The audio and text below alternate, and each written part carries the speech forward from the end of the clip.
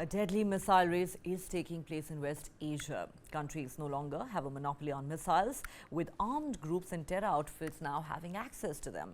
This increases the possibility of war and devastation in the region as these groups aren't held back by any moral or diplomatic boundaries. States, as we said, no longer have a monopoly over missiles, with Iran allegedly supplying these to Hamas, Hezbollah and the Houthis. The Houthis in Yemen fired a ballistic missile towards Israel on the 31st of October. This was intercepted by Israel's Arrow defense system.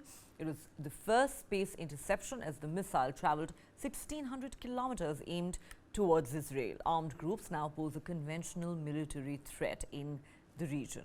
Historically, West Asia has been a hotbed of missiles in the world, with reports suggesting that 90% of the 5,000 missiles that were used between 1945 and 2017 were used in West Asia. 11 countries in West Asia possess ballistic missiles. Soviet Scud missiles were fired at Israel in 1973, and the Iran-Iraq war saw many Scud missiles being fired. Iran is one of the 57 countries that has smart precision guided bombs.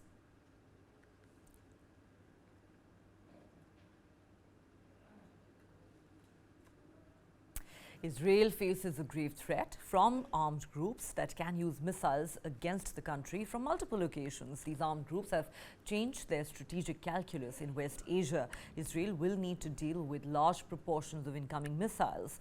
Israel also needs to step up its defense systems as it continues to fight not just Hamas but also the Houthis in Yemen and Hezbollah in Lebanon. Israel will need to ramp up its electronic warfare and look into ways of finding cheaper ways of interception. Israel needs to increase its reliance on allies in the region.